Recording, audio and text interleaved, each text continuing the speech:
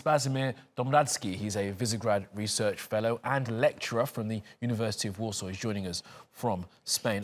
Spasimir Domaradzki, thank you very much for being with us here on TRT World. So what are we looking at happening here in Bulgaria? The third election looks like it'll be inconclusive again. Where does that leave politics there? Well, thank you very much for having me. And in a nutshell, we are observing an extremely interesting political process taking place in Bulgaria.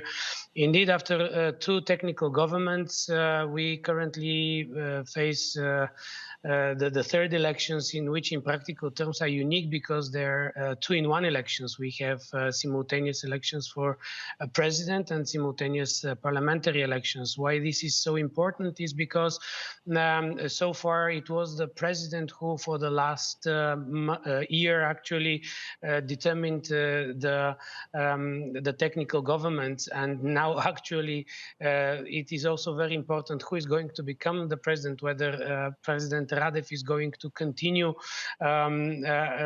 his rule with a second term, or there will be a change, which will mean that if we will still have this political deadlock at the parliamentary level, the new president will determine the nature of the new technical government. The paradox is that with technical governments, Bulgarians lose one of the most essential elements for democracy, which is actually the ability to keep the government responsible for its deeds. And this is why, if it is assumed that these technical governments should be short-lived, the longer this experience, the worse it is for the quality of Bulgarian democracy. However, we should not forget that, on the other hand, we have practically an attempt to change the Borisov government, and it is so difficult to create a coalition without Borisov. As we see from the exit polls, there is a huge chance that Borisov party, despite all the criticism over the last years, will come first again. And what does it mean, Spasimir, when we look at the turnouts? There were some reports that turnout has been very, very low. Again, you talk about the threat to democracy, but with turnout figures as expected to be around 10%, what kind of democracy is that?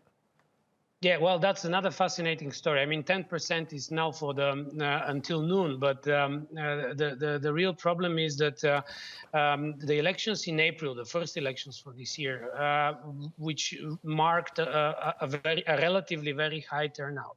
Also in the morning now show that these elections today are rather following the pattern of the second elections from July, where actually the total turnout for the day might oscillate around 40%, which is relatively low, but it is within the framework of political activity in Central and Eastern Europe larger.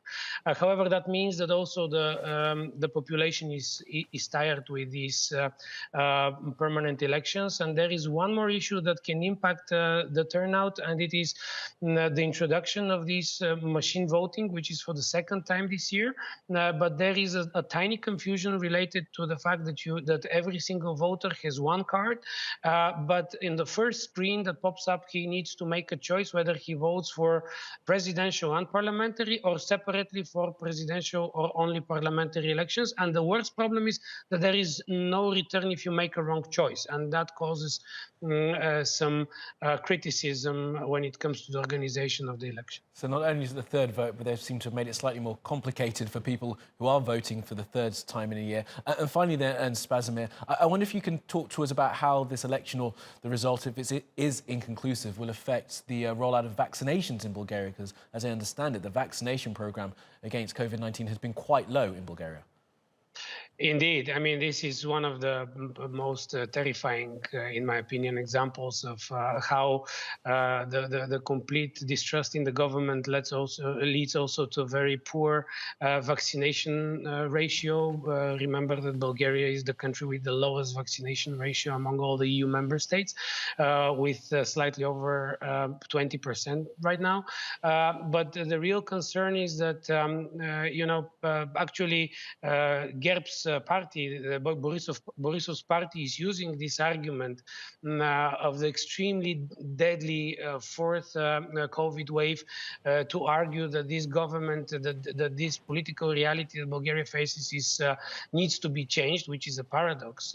But on the other hand, COVID indeed has an impact on the current situation in the country. I silently hope for the good of Bulgaria in terms of the ability to create a coalition. There are new political parties on the horizon that might have the potential to contribute to the creation of a viable government after these elections. Okay, Spasimir Domaradzki from the University of Warsaw, really insightful opinion there. Thank you very much, sir, for being with us.